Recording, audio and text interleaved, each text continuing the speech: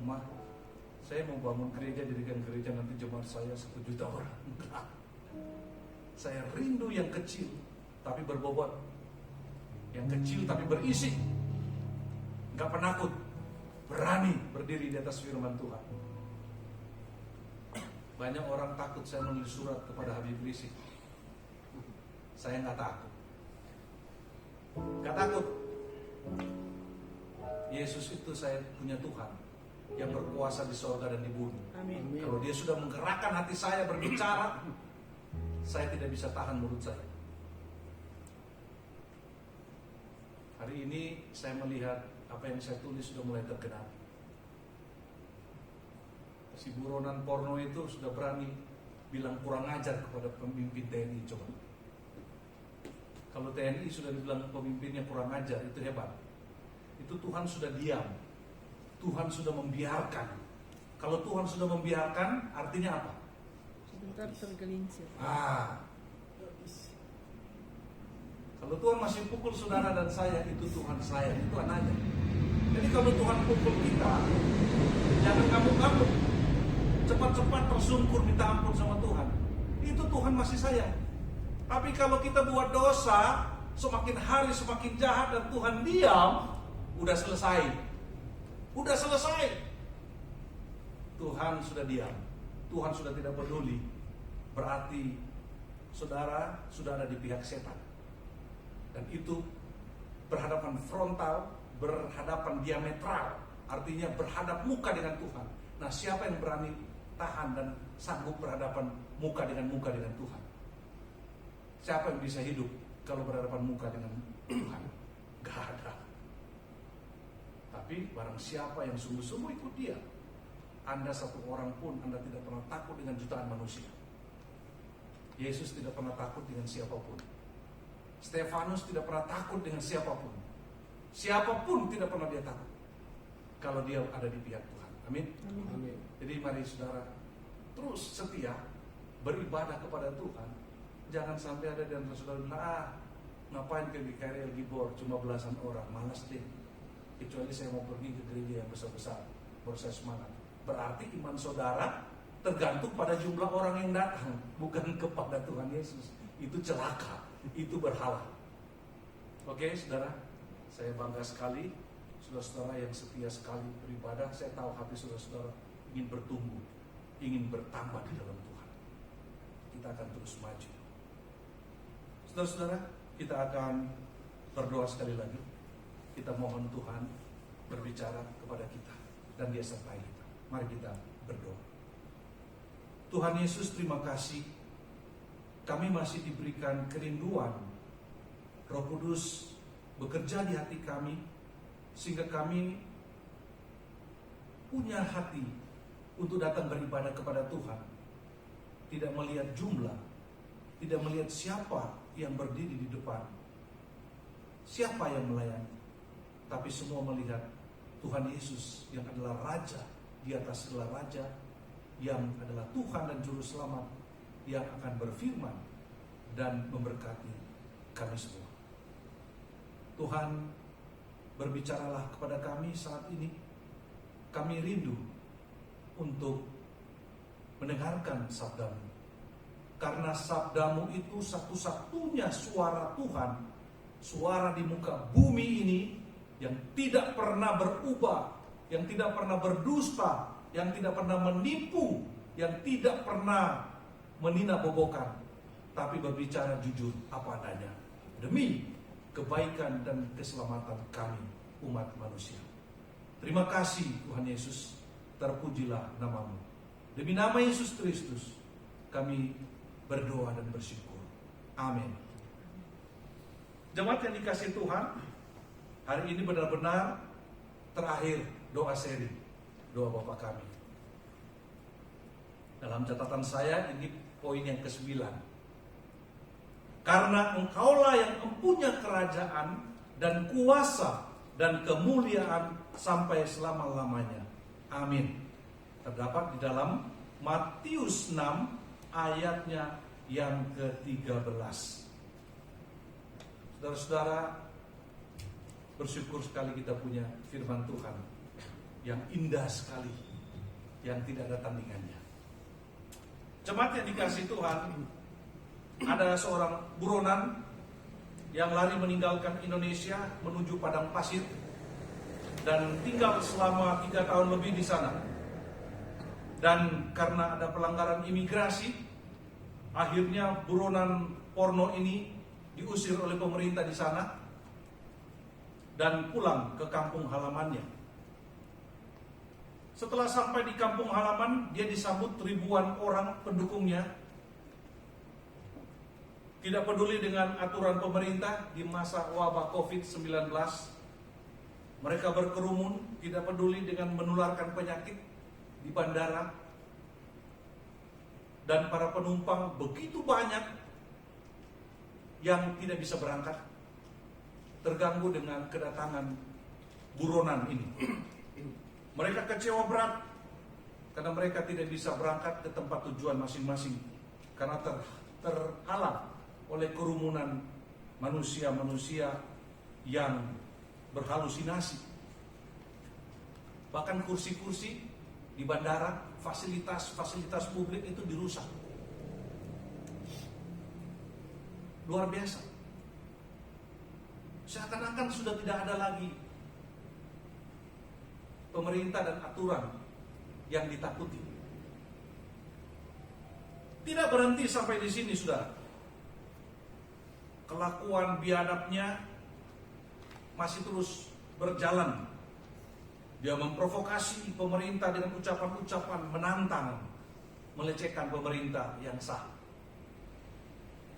Dia terus membuat pertemuan-pertemuan dengan kerumunan massa, mengawinkan anaknya, berkumpul ribuan orang. Ada gubernur yang datang menghadiri, tidak peduli dengan protokol kesehatan. Mudah-mudahan Tuhan masih berbelas kasihan, yang datang semua itu tidak kena COVID-19. Tapi kalau kena, berarti memang Tuhan suka orang-orang jahat ini kena, dan dia harus merasakan. Dan banyak pejabat daerah yang bilang mau ingin ketemu, termasuk pejabat di daerah kita ini. Orang buronan yang melawan pemerintah, kemudian ada aparat pemerintah yang ingin bertemu. Saudara bisa bayangkan itu. Itu manusia seperti apa? Dan berita terakhir hari ini saya dengar, institusi TNI, saudara, benteng pertahanan keamanan negara yang begitu kita harapkan untuk menjaga keutuhan negeri kita. Buronan ini marah karena ada anggota TNI yang memuji-muji menyambut dia, tetapi karena melanggar aturan pemimpin militer, kemudian orang ini diproses, ditangkap, ditahan karena melanggar. Nah, orang yang baru datang ini itu ngamuk-ngamuk, maki-maki, bahkan dibilang ini kurang ajar. Bayangkan, pemimpin TNI dibilang kurang ajar. Kalau di pemerintah Tiongkok itu sudah mati, pasti mati, langsung ditembak kepalanya. Tapi di Indonesia ini menarik. Pemimpin-pemimpin kita banyak toleransi pada orang-orang yang intoleransi. Saya percaya saudara-saudara, ini waktu yang kita akan lihat bagaimana Tuhan itu bekerja. Pemerintah seperti dibuat tidak berdaya. Bahkan Tuhan pun tidak berdaya. Karena Tuhan Yesus pun dihina. Beberapa tahun lalu orang yang sama ini menghina Yesus. Yesus itu anak Allah. Diketawain-ketawain di atas panggung, kemudian dibilang siapa bidannya yang melahirkan dia. Saya sangat yakin, seperti kata pemazmur dalam Mazmur 73 ayat 18 sampai 19. orang ini sedang seperti ini nasibnya. Sesungguhnya di tempat-tempat licin kau taruh mereka, kau jatuhkan mereka sehingga hancur. Betapa binasa mereka dalam sekejap mata, lenyap, habis oleh karena kedahsyatan. Bahkan pemazmur juga mengatakan dalam Mazmur 37 ayat 9 sampai 10. Sebab orang-orang berbuat jahat akan dilenyapkan, tetapi orang-orang yang menanti-nantikan Tuhan akan mewarisi negeri. Karena sedikit waktu lagi, maka lenyaplah orang fasik. Jika engkau memerhatikan tempatnya, maka ia sudah tidak ada lagi. Tuhan menertawakan orang fasik itu, sebab ia melihat bahwa harinya sudah dekat. Perhatikan, harinya sudah dekat. Saya merasa berdosa sekali kalau saya tidak bikin surat terbuka kepada orang ini. Karena kalau dia binasa di tangan Tuhan, orang Kristen yang berdosa. Saya tidak mau mewakili orang Kristen atau hamba Tuhan, tapi saya didorong dari hati saya yang paling dalam. Betapa kasihan orang ini kalau tidak ada orang yang memperingatkan. Karena itu kemarin saya membuat surat terbuka itu. Saya berharap dia baca. Saya sangat berharap dia baca. Dan semua yang mengagung-agungkan dia, baca.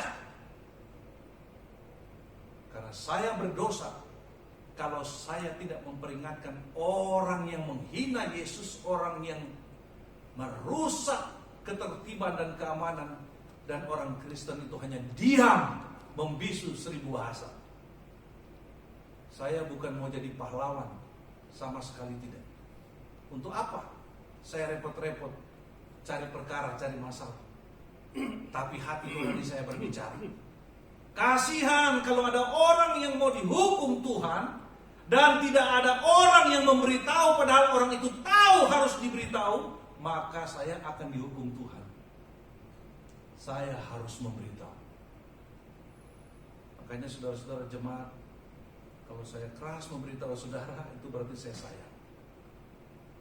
Saya nggak pernah, anak saya sendiri tanya istri saya, bagaimana saya di rumah.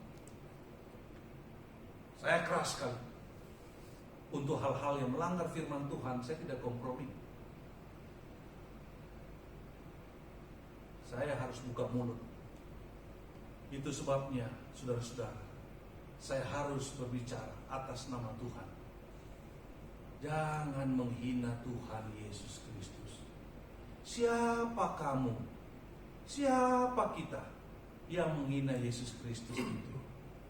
Mengerikan. Mengerikan. Jemaat yang dikasihi Tuhan Yesus, inilah gambaran manusia yang sedang berkolaborasi dengan pekerjaan setan. Tuhan dihina, pemerintah dilecehkan, orang-orang besar direndahkan. Gus Dur dibilang bukan cuma buta mata, tapi buta hati. Ini mengerikan, saudara. Dan orang tidak ada yang bergerak.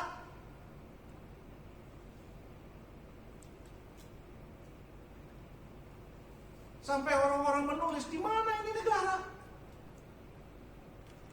Di mana ini aparat? Saudara, negara boleh punya cara. Negara boleh diam. Tapi Tuhan tidak boleh dibungkam, saudara. Tuhan Yesus tidak boleh dibungkam, tidak pernah bisa dibungkam. Sekalipun semua tidak berbicara, tapi kalau Tuhan Yesus sudah berbicara, maka manusia akan digulung, dilipat, dan tidak ada satupun yang bisa bergerak. Saya percaya ini waktunya Tuhan bekerja di negara kita. Tuhan Yesus akan dipermuliakan di negeri kita. Setan begitu jahat menipu manusia, sehingga manusia lupa dirinya. Kalau setan sudah menipu manusia, manusia lupa, sehingga dia merasa layak meninggikan dirinya sendiri. merasa paling layak membuat kerajaannya sendiri, membuat kuasanya sendiri lebih tinggi di atas segala kuasa yang ada, dan merasa dirinya punya kemuliaan yang tidak dimiliki oleh siapapun. Ini ciri-ciri orang yang sudah dirasuk dan dirusak oleh kuasa kegelapan. Di mana-mana ingin mendirikan kerajaan sendiri, di mana-mana ingin menunjukkan dia punya kuasa sendiri, di mana-mana dia ingin dihormati, disembah dan dipuji. Ini ciri-ciri dari manusia yang sedang dirusak dan dirasuk oleh iblis. Kemarin saya tidak sempat membahas aktivitas setan dan antek-anteknya. Hari ini saya coba menyinggung, yaitu apa saudara-saudara? Aktivitas setan dan antek-anteknya itu terlihat di dalam namanya. Ada beberapa nama. Namanya yang pertama Satan. Artinya apa? Musuh.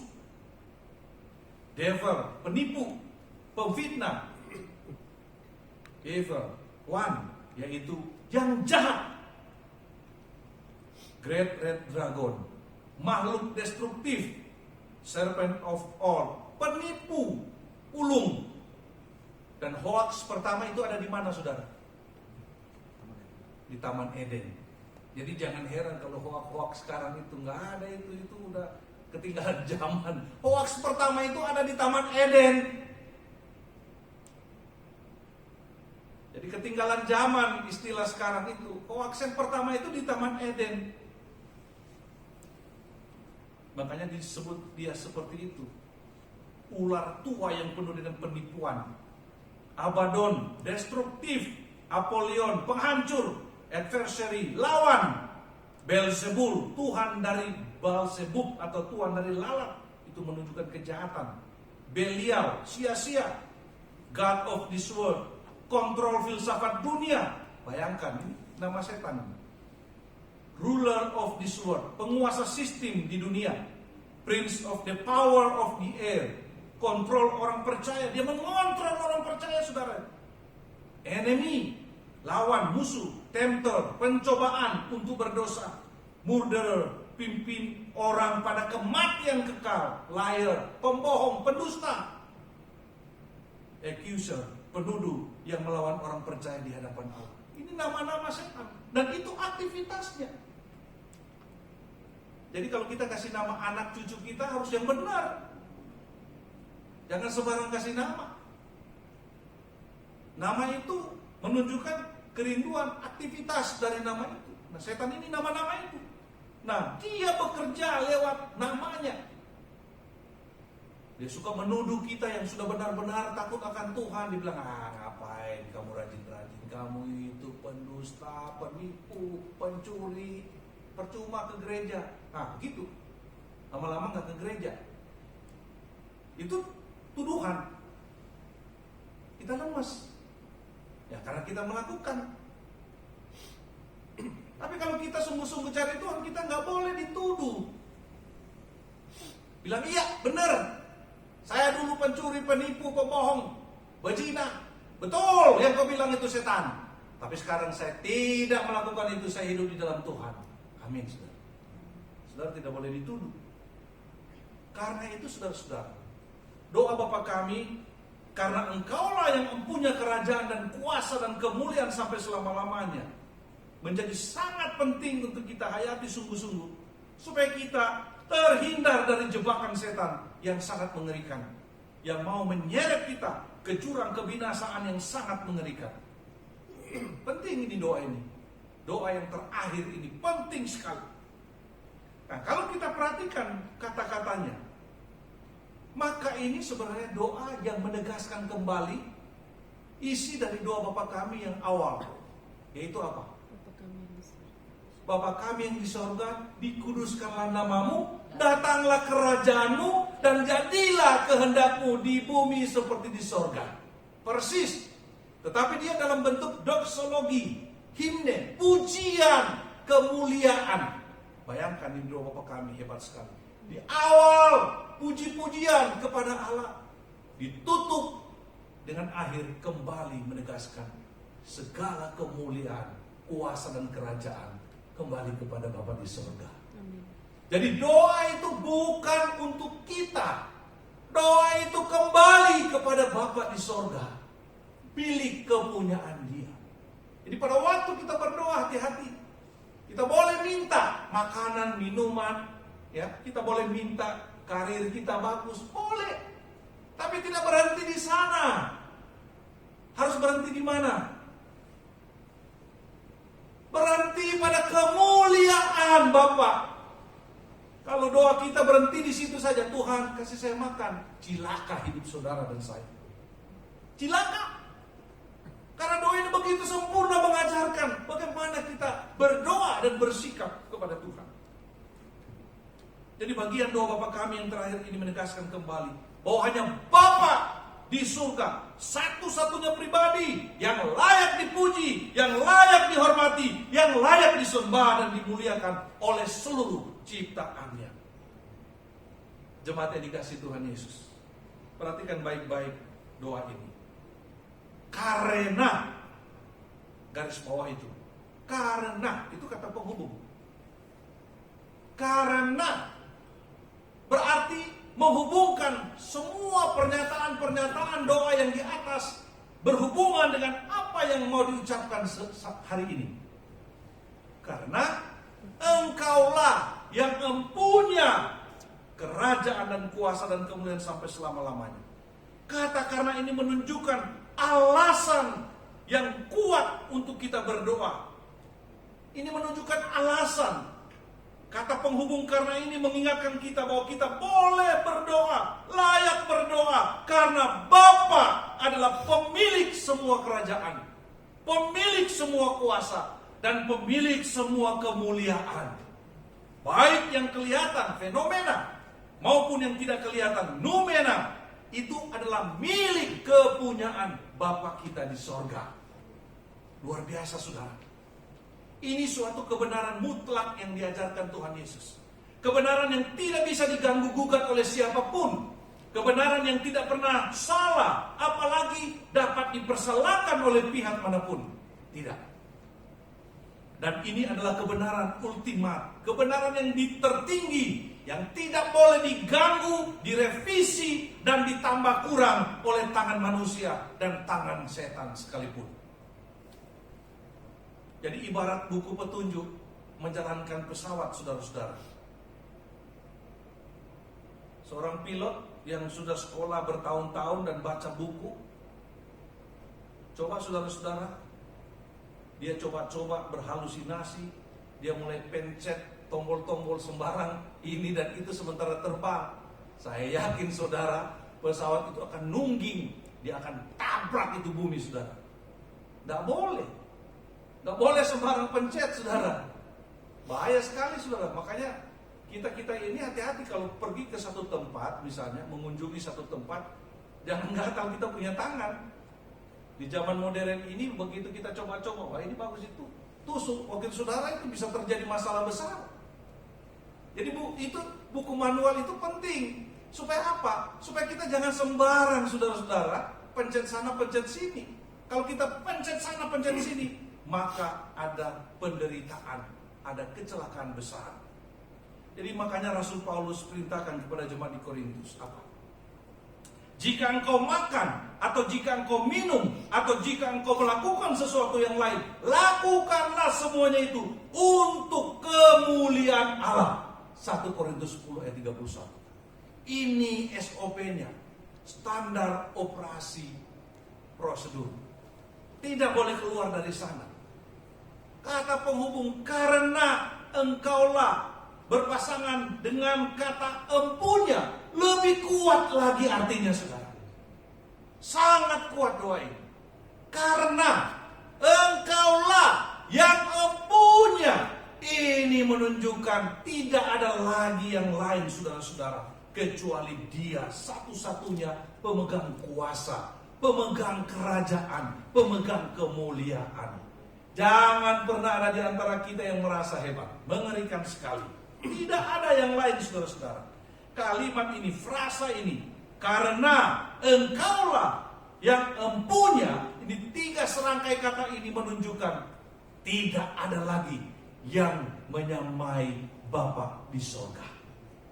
Ini pegang baik-baik saudara. Dan ini yang saya paling takut sekali.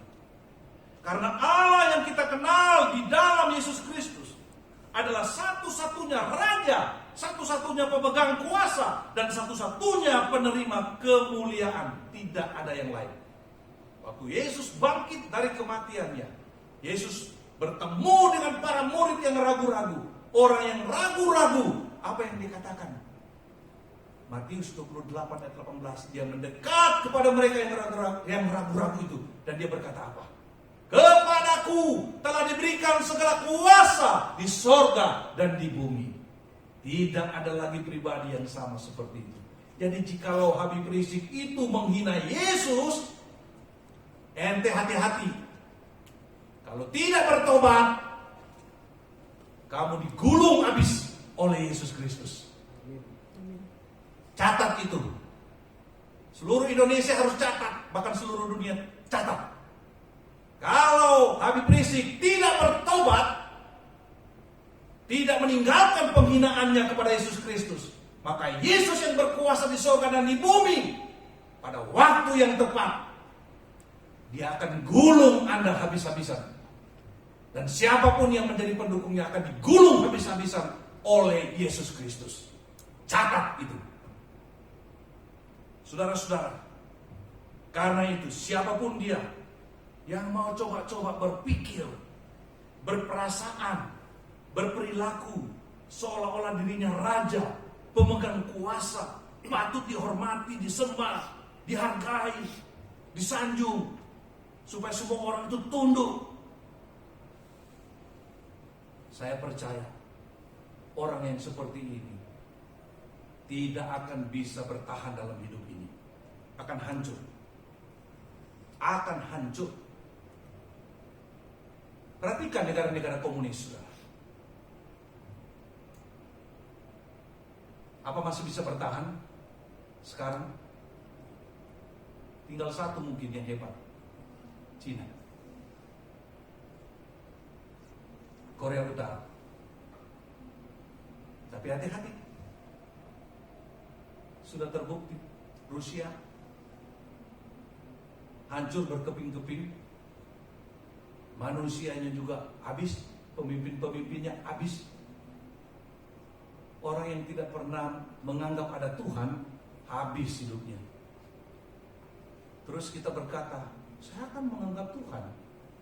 Kan saya masih pergi ke gereja, masih bisa sembahyang di rumah-rumah ibadat yang lain.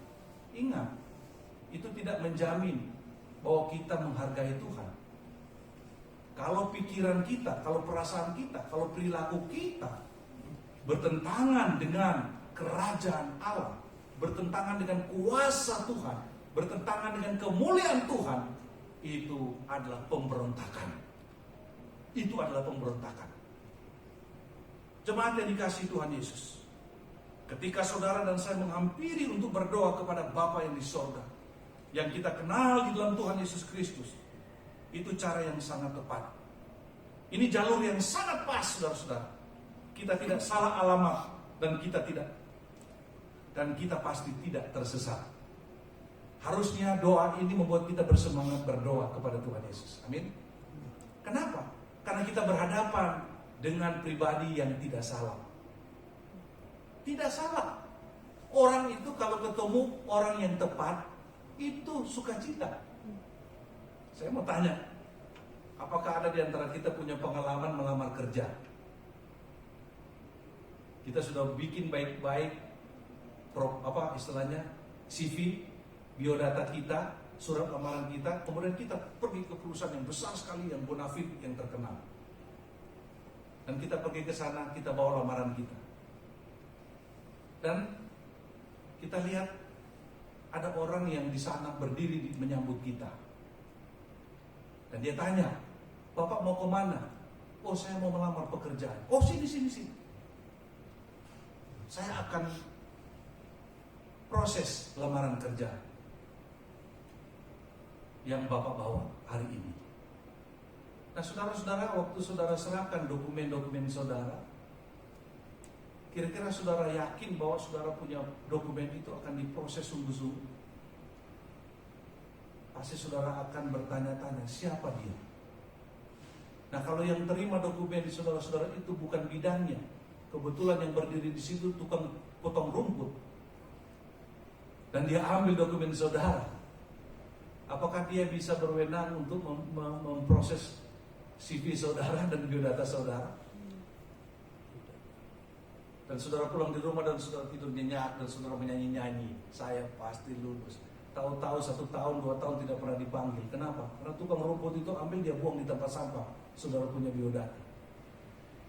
Tapi coba, kalau lamaran kita bawa langsung ketemu direktur utamanya. Dan direktur utamanya bilang begini, baik, saya akan proses. Saudara senang atau tidak? Belum lulus saja saudara sudah senang. Apalagi kalau dia bilang, ya tenang, saya akan terima kamu akan bekerja di perusahaan saya. Selesai. Waktu kita berdoa Bapa kami, kita bukan berdoa kepada setan, kita bukan berdoa kepada pribadi yang keliru, kita berdoa kepada yang empunya kerajaan, kuasa dan kemuliaan. Kalau saudara menghadap dia, apakah saudara itu main-main berdoa? Tidak, saudara. Saudara berjam-jam pun saudara mau berdoa. Saudara, saya sungguh bersyukur sekali.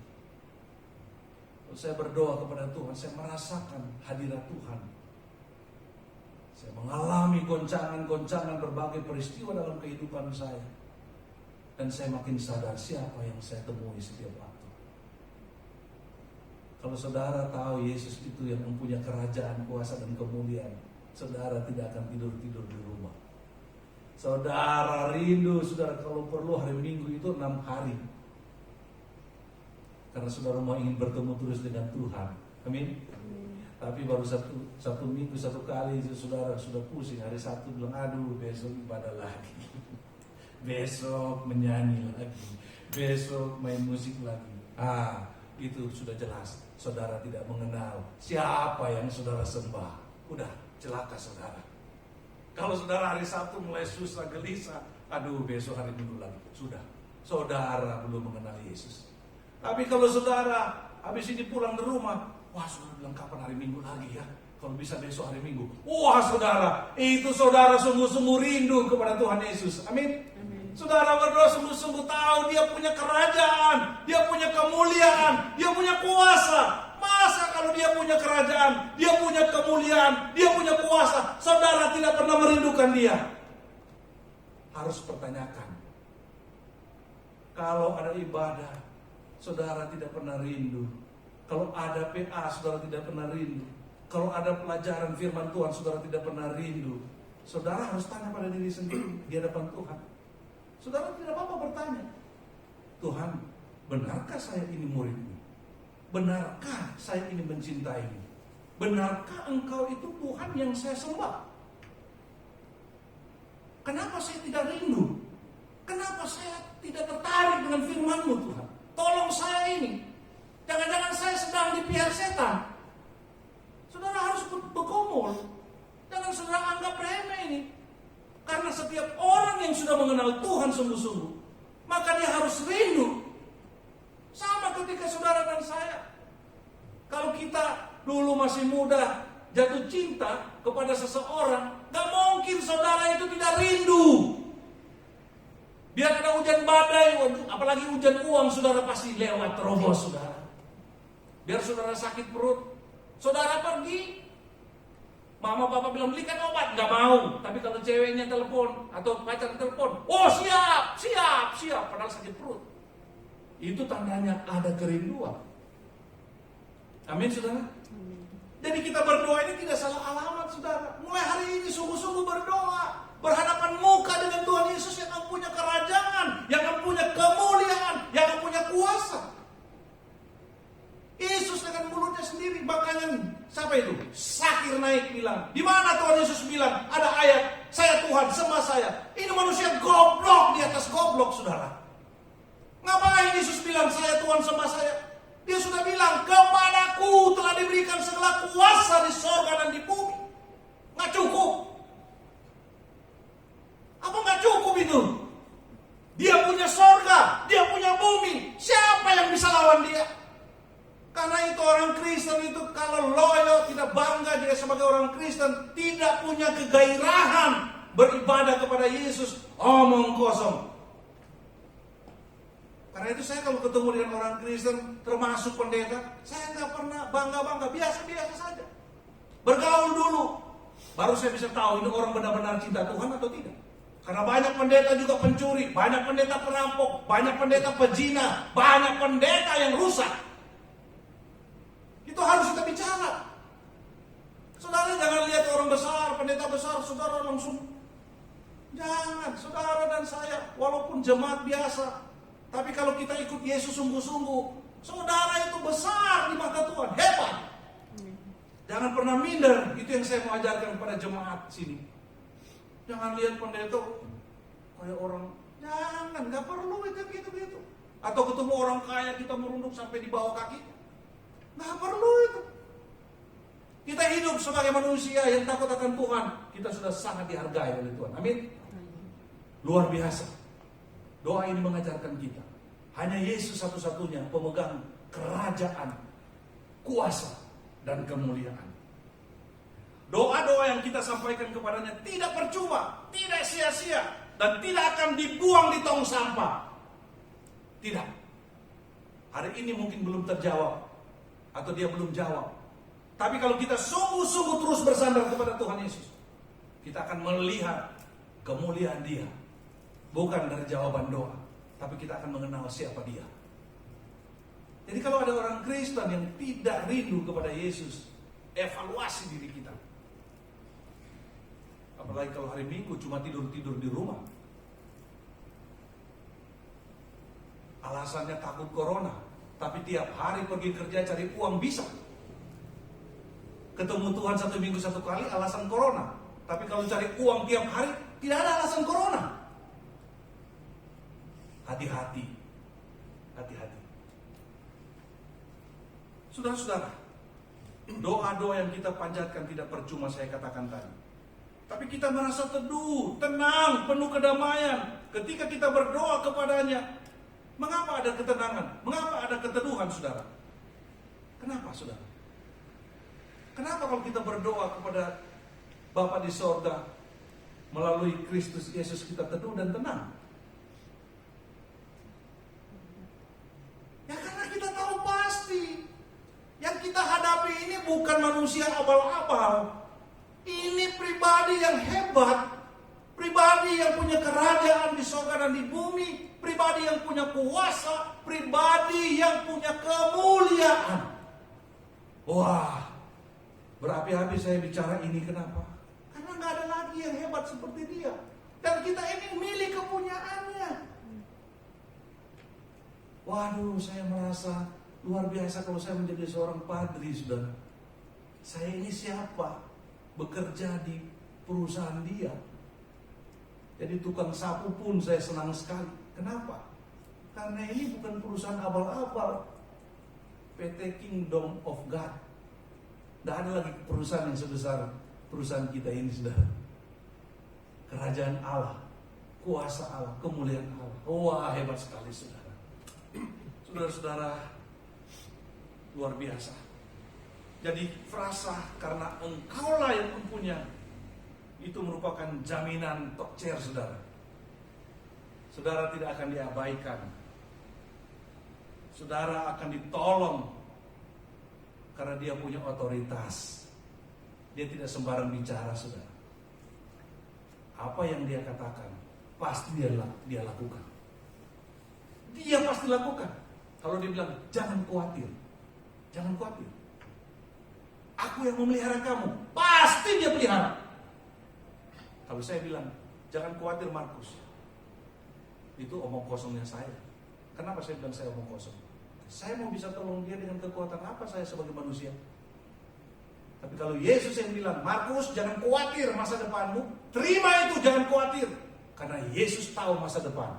Bahkan dia ada di masa lalu, dia ada di masa kini, dan dia ada di masa yang akan datang. Amin? Amin. Berikan kemuliaan untuk Tuhan Yesus. Itu Tuhan kita. Saudara-saudara, itu sebabnya saudara-saudara, kalimat terakhir ini indah sekali. Karena engkaulah yang punya kerajaan dan kuasa dan kemuliaan sampai selama-lamanya. Amin. Ini semua punya arti. Bicara kerajaan, wah. Bicara kuasa, gak ada yang bisa tandingi. Bicara kemuliaan, siapa yang bisa tanding kemuliaan Tuhan Yesus? Bicara selama-lamanya, siapa yang selama-lamanya? Om Ato di Indonesia berkuasa 32 tahun. Tumbang. Lenin, Stalin, pemimpin paling kuat di Rusia, tumbang. Donald Trump yang agak miring-miring itu, tumbang. Tuhan hanya bilang, 1 periode. Top, ada batas. Jangan main-main pemimpin di dunia ini merasa diri dia hebat, yang pakai cara uang, pakai cara licik, pakai cara apa. Nggak bisa. Pak Jokowi yang lemah lembut dianggap dihina sampai hari ini. Tuhan bilang 2 periode. Saya ingat, saya bikin surat terbuka pada Pak Jokowi. Saudara akan baca surat terbuka saya. 2014 itu bulan Juli sebelum terpilih, saya bilang, Bapak, saya berdoa untuk Bapak supaya terpilih sampai 2 kali. Terjadi 2 kali terpilih. Saya tidak bohong, saudara bisa baca di Kompasiana surat terbuka saya kepada Jokowi. Kenapa? Saya ini bukan dukun. Saya bukan paranormal. Saya ini hamba Tuhan. Saya padri. Saya sungguh-sungguh minta, Tuhan, orang ini kelihatannya bagus sekali, sederhana, dari orang miskin, cinta kepada rakyat. Tolong kalau bisa Tuhan, tolong. Bahkan sampai hari ini kalau saya bilang, saya masih berdoa, Tuhan, tambah lagi 1 periode. Kalau bisa tambah 1 periode lagi. Saya bukan puji Jokowi. Saya puji Tuhan Yesus karena Tuhan Yesus mau pakai dia.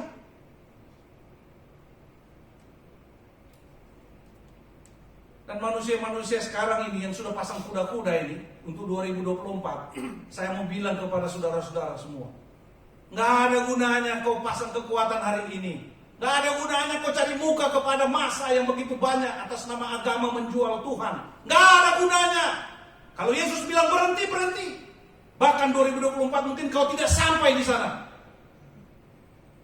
Jangan main-main dengan Yesus. Mau pasang strategi. Kalau pakai isu-isu agama menjual Tuhan, maka akan banyak orang mendukung. Tuhan di surga tertawa. Tadi apa firman Tuhan bilang? Tuhan di surga itu menertawakan. Siapa yang bisa menentukan dia jadi presiden di 2024? Apalagi pakai cara-cara curang. Akan binasa, saudara. Akan digulung oleh Yesus. Makanya itu orang-orang Kristen itu harus rajin berdoa. Berlutut. Menyembah dia, minta. Jangan cuma minta Tuhan supaya saya makanan kenyang, datang cuanki untuk keinginan saya. Jangan, doakan bangsa ini, doakan negeri ini. Bukankah Yesus berkata di dalam Yeremia? Yesus itu sudah berkata karena dia Tuhan. Yeremia berapa? Yang dia berkata begini, kemana kamu aku buang? Usahakan kesejahteraan kota dan berdoalah untuk bangsa itu. Karena kesejahteraan kota itu adalah kesejahteraanmu. Yeremia berapa itu? 29 dan 7. Markus 100 ya. Luar biasa.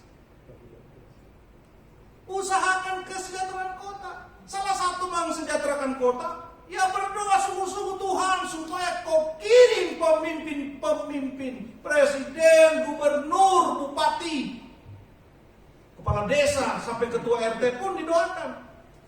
Supaya jangan dikirim yang dari setan. Kalau yang dari setan itu sudah ada COVID begini, dia suruh berkumpul berkerumun. Nah itu dari setan itu.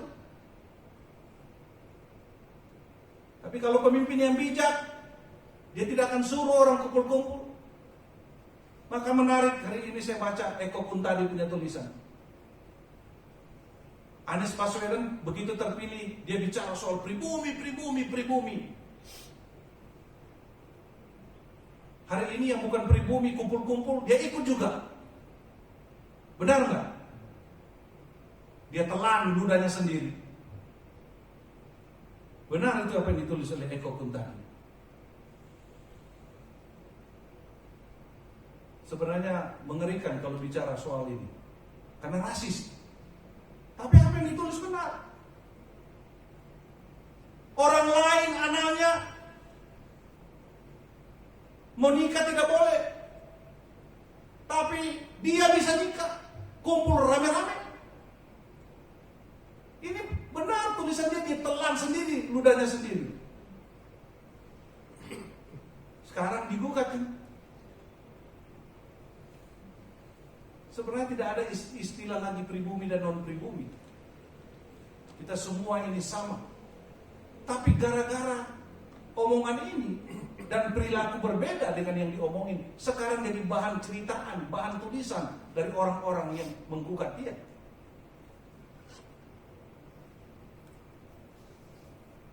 Waduh, saudara-saudara, luar biasa. Jadi jangan sembarangan. Tidak ada satu makhluk yang dapat menghalangi Yesus. Kalau Yesus mau memberkati, maka tidak ada yang bisa menahannya. Jadi doa ini indah sekali, saudara. Karena Engkaulah yang mempunyai kerajaan dan kuasa dan kemuliaan sampai selama-lamanya. Amin. Ada 8 suku kata. Semua punya makna yang sangat indah. Amin artinya apa? Ya, pasti terjadi. Jadi saudara dan saya yang suka berdoa sungguh-sungguh di hadapan Tuhan Yesus, hasilnya yes. Saudara menemukan tidak ada yang tidak dijawab oleh Tuhan. Sungguh hebat Tuhan kita. Sungguh luar biasa Tuhan kita. Semua di bumi ini akan lenyap. Harta, jabatan, ketenaran pasti akan lenyap. Hanya Allah di dalam Yesus Kristus, kerajaannya, kuasanya, dan kemuliaannya kokoh. Tidak bergeser sedikit pun. Tidak berubah. Abadi sifatnya. Jemaat yang dikasihi Tuhan Yesus. Karena Engkaulah yang mempunyai kerajaan dan kuasa dan kemuliaan sampai selama-lamanya. Amin. Itu bukan sekedar ucapan doa, saudara. Bukan doa yang mekanistis yang dilafalkan seperti para dukun mengucapkan mantra-mantra. Bukan. Doa Bapa Kami bukan mantra. Banyak orang Kristen yang jadikan itu mantra. Kalau dia menghadapi kesulitan, cepat-cepat dia lipat tangan, dia mulai berdoa. Bapa Kami yang dalam surga, dikuduskanlah namamu. Dia tidak tahu lagi artinya, yang penting diucapkan. Nah, itu mantra. Tidak boleh seperti itu. Tapi ini bukan sekedar doa. Tapi ini sebuah komitmen perjuangan hidup. Selama kita hidup di dunia ini, sekaligus sebagai barometer untuk mengevaluasi sikap hidup kita selama kita ada di dunia ini. Ini maksud Tuhan Yesus ajarkan doa ini. Bukan sekedar doa yang keluar secara verbal. Tapi Tuhan mau supaya kita mengevaluasi hidup kita. Ini yang penting. Menjadi barometer. Apa yang kita doakan di dalam doa Bapa Kami, apakah itu menjadi komitmen kita dalam hidup ini? Kalau hanya berdoa, tapi kita tidak pernah lakukan, itu nonsense. Waktu kita berdoa begini, karena Engkaulah yang mempunyai kerajaan dan kuasa dan kemuliaan sampai selama-lamanya. Amin. Apakah yang saya pikirkan, yang saya rasakan, yang saya lakukan, itu sudah sesuai dengan nilai-nilai kerajaan? Waktu orang Kristen itu jadi pejabat, janji, bukan bersumpah ya, berjanji. Yang lain bersumpah. Rata-rata habis disumpah mencuri, korupsi, memperkaya diri. Itu bukan itu yang Tuhan mau. Rajin berdoa. Perhatikan itu orang-orang yang ditangkap KPK. Sudah ditangkap berdoa. Tidak cukup berdoa. Dia bilang, ini amal perbuatan saya jadi bagus di hadapan Tuhan. Bukan main, saudara. Saya lihat itu mengerikan sekali. Mengerikan. Jadi doa Bapa kami ini bukan cuma doa, tapi Tuhan mau lihat sejauh mana komitmenmu waktu kau berdoa. Waktu saya bilang, datanglah kerajaanmu, jadilah kehendakmu, karena engkau yang punya kerajaan dan kuasa dan kemuliaan sampai selama-lamanya. Apakah saya benar-benar waktu saya berbisnis, saya mencari keuntungan, apakah saya tidak menyusahkan orang lain? Apakah saya tidak menekan staf karyawan saya? Waktu saya berbisnis, apakah saya berbisnis dengan cara yang benar? Atau saya menipu, saya menghancurkan reputasi orang lain, kompetitor saya, demi saya jadi orang kaya? Percuma jadi orang Kristen. Saya baru dapat dari Bu Gembala, sinode kita itu kan terbagi dua. Kami ini sinode yang setia ikut kepada perintis. Yang lain mendirikan sinode untuk mendirikan diri sendiri. Sekarang wanted yang jadi ketua sinode di sebelah sana, wanted, gak tahu kasus apa, sampai dibilang siapa yang menemukan orang ini, beritahu. Pendeta, ketua sinode, kalau sudah jadi wanted bagaimana? Bikin malu siapa itu? Bikin malu Tuhan Yesus. Berdoa, pimpin KKR, tapi menipu, mencuri, merusak orang lain. Bagaimana bisa? Doa ini bukan sekedar doa, tapi itu menjadi barometer, standar evaluasi diri kita. Waktu kita berdoa seperti itu, jangan sampai saudara-saudara kita bertentangan dengan apa yang kita doakan. Kita harus sama-sama sejalan. Waktu kita bilang, karena engkaulah yang mempunyai kerajaan dan kuasa dan kemuliaan, seketika itu juga saya harus hidup sesuai dengan aturan main kerajaan Allah. Harus sesuai dengan kuasa Tuhan, harus sesuai dengan kemuliaan Tuhan. Apakah saya waktu saya melakukan ini, apakah Tuhan Yesus dipermuliakan atau tidak? Pikir semuanya ini. Waktu saya melakukan sesuatu, apakah ini menunjukkan kuasa Tuhan kepada dunia ini atau tidak? Jangan jadi orang Kristen mulut, tapi jadi orang Kristen kaki dan tangan juga. Mulut itu penting, tapi perbuatan jauh lebih penting. Kalau kita hidup di hadapan Tuhan, maka mulut dan tangan kaki kita harus seirama untuk kemuliaan Tuhan. Kalau kita masih berpikir, berperasaan dan berperilaku menurut standar saya pribadi, menurut standar saudara sendiri, menurut standar kelompok kita, maka jelas itu merupakan sikap dan tindakan memberhalakan diri sendiri. Coba kita tanya pada diri kita sendiri, apa motivasi saya melakukan ini dan itu?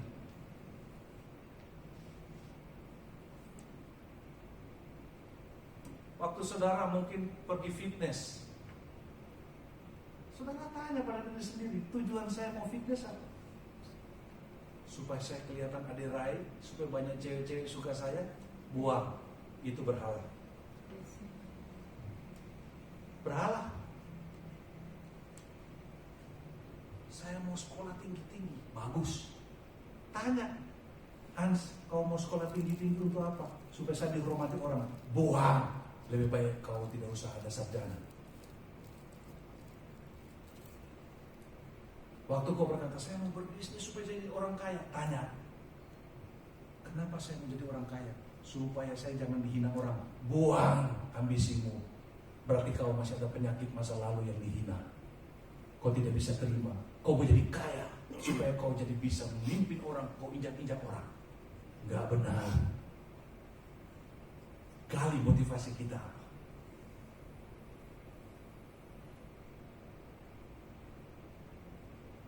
Saya kagum dengan Bu Farida. Masa Covid seperti ini, usahanya tidak seindah, tidak sebaik dulu. Dia bilang, Pak, kalau saya tutup, ini usaha saya. Kasihan, staf saya.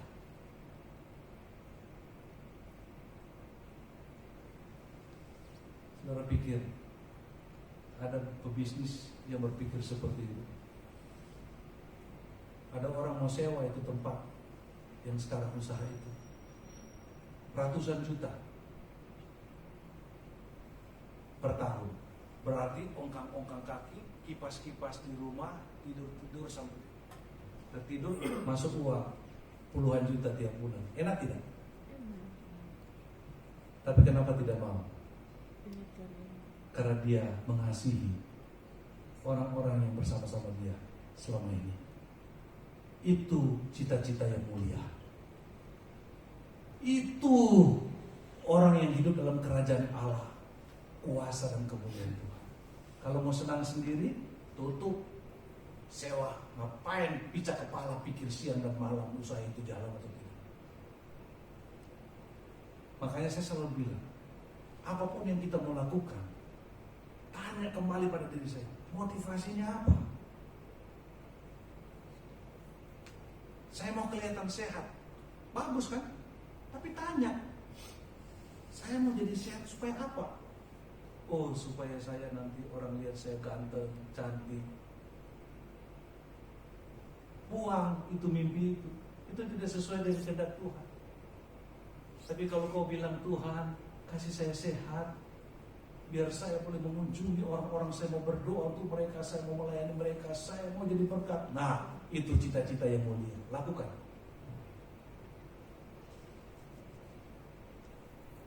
Saya ingat Pak Tangkas bilang, kalau istri-istri itu bersoleh, kalau mau keluar, hati-hati. Dia bersoleh untuk siapa? Laki-laki di luar, kenapa suaminya tidak? Kalau ketemu suaminya, pakai daster aja. Tapi kalau dia mau keluar, dia pakai bibir merah ya, macam. Nah, itu benar sekali itu Pak Tangkas itu. Dia bertanya yang paling dalam, saya mau jadi cantik ini supaya dilihat siapa? Kalau dilihat laki-laki lain, cilaka. Berarti apa? Berarti dia cari yang lain. Dia haus pujian orang lain. Itu Pak Tangkas itu yang saya ingat itu bahasanya. Itu nggak bisa hilangin sampai mati itu yang dia omong itu. Itu benar itu. Itu saya bilang benar sekali itu.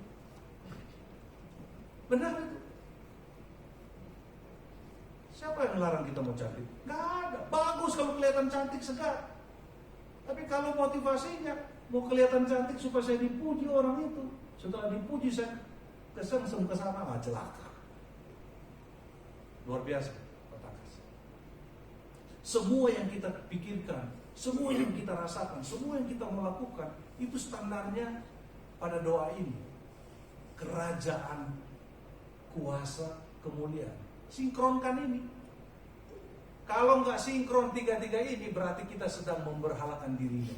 Berarti kita sedang menyanjung-nyanjung diri sendiri. Dan celaka sekali saudara. Saya baca mempersiapkan ini, saya gemetar saudara, gentar sekali. Kenapa? Kalau orang yang mengobsesi dirinya untuk hal-hal kepentingan dirinya sendiri, bukan untuk kepentingan kerajaan Allah, bukan untuk kepentingan kuasa Allah, bukan untuk kepentingan kemuliaan Allah. Ini firman Tuhan bilang, Yeremia 17 ayat 6. Beginilah firman Tuhan, terkutuklah orang yang mengandalkan manusia, yang mengandalkan kekuatannya sendiri, dan yang hatinya menjauh daripada Tuhan. Ia akan seperti semak bulus di padang belantara. Ia tidak akan mengalami datangnya keadaan baik. Ia akan tinggal di tanah angus, di padang gurun, di negeri padang asing yang tidak berpenduduk. Banyak orang tidak sadar ini saudara-saudara. Banyak orang tidak sadar. Dia pikir enak-enak saja. Dia merencanakan sesuatu biasa-biasa saja. Tapi kalau dia merencanakan sesuatu untuk diri sendiri, maka yang terjadi adalah kehancuran. Kehancuran. Tapi sebaliknya saudara-saudara, kalau kita sungguh-sungguh mau hidup sesuai dengan aturan main kerajaan Tuhan, kuasa Tuhan dan kemuliaan Tuhan, maka ayat 7 dan 8 dalam Yeremia tadi, 17 tadi berkata, diberkatilah orang yang mengandalkan Tuhan, yang menaruh harapannya pada Tuhan. Ia akan seperti pohon yang ditanam di tepi air, yang merambahkan akar-akarnya ke tepi batang air, dan yang tidak mengalami datangnya panas terik, yang daunnya tetap hijau, yang tidak khawatir dalam tahun kering, dan yang tidak berhenti menghasilkan buah. Saudara-saudara, Karena itu saudara-saudara, mulai sekarang kita jadikan doa ini sebagai standar hidup kita. Mulai sekarang, kalau kita mau diberkati Tuhan, kita harus mengambil keputusan selalu didasarkan pada kerajaan Allah, kuasa Allah, dan kemuliaan Allah, supaya kita jangan jadi berhala. Itu sebabnya saudara-saudara, benar ada orang menulis bagus sekali begini: jangan katakan Bapa kalau kamu tidak berlaku sebagai anak setiap hari. Jangan katakan kami kalau hidupmu penuh dengan egoisme, tidak perhatikan orang lain. Jangan katakan dikuduskan namamu kalau kamu tidak pernah hidup memuliakan dan menghormati Allah, serta tidak menjaga kekudusan hidupmu. Jangan katakan datanglah kerajaanmu kalau yang kamu inginkan adalah kepentingan duniawi. Jangan katakan jadilah kehendakmu di bumi seperti di sorga kalau semua yang kamu lakukan hanya kamu nikmati sendiri. Jangan katakan berilah kami makanan rezeki kalau kamu tidak pernah peduli dengan orang lain. Jangan katakan ampunilah kesalahan kami kalau kamu tidak pernah bisa mengampuni orang lain. Jangan katakan jangan bawa kami masuk ke dalam pencobaan kalau kamu tidak berniat untuk berhenti berbuat dosa. Jangan katakan bebaskanlah kami, lepaskanlah kami daripada yang jahat kalau kamu tidak bisa dengan tegas menolak kejahatan. Jangan katakan karena engkaulah yang mempunyai kerajaan dan kuasa dan kemuliaan sampai selama-lamanya kalau kamu masih mau berambisi dan terobsesi untuk mencari popularitas dan gila hormat selama-lamanya. Dan jangan katakan amin kalau kamu tidak pernah serius untuk menanggapi doa Bapa kami. Saudara-saudara, saya peringatkan kepada semua orang di negeri ini maupun di dunia ini, para penjahat, para koruptor, manipulator, para mafia ekonomi, kaum munafikun, provokator pengacau keamanan negara, khususnya para alim ulama yang doyan mengolok-olok dan menghina Tuhan Yesus untuk kepentingan dirinya sendiri. Ya, termasuk Rizik itu, Waloni, Somad, Sanihu Munir, Irene Handono, siapapun yang suka menghina Yesus, saya peringatkan kalian. Kalau sampai yang mempunyai kerajaan sorga, yang mempunyai kuasa, yang mempunyai kemuliaan itu bertindak, saudara, selesai semuanya. Berita buruk bagi saudara-saudara, jika waktunya telah tiba, semua kejahatan tuan-tuan akan dihapuskan, dihancurkan. Tidak ada yang bisa melawan Yesus. Gak ada, saya mau mengatakan itu. Jangan sombong, jangan angkuh, jangan merasa diri paling hebat. Tidak ada yang hebat selain Yesus. Dan bagi saudara dan saya yang setia kepada Yesus, jangan pernah takut hidup di dunia ini. Berjalanlah terus bersama Yesus. Karena Yesus berjanji, aku sekali-kali tidak akan pernah meninggalkan kamu. Aku sekali-kali tidak akan membiarkan engkau. Karena akulah yang mempunyai kerajaan. Akulah yang mempunyai kuasa. Dan akulah yang mempunyai kemuliaan. Aku memberkatimu. Amin. Mari kita berdoa.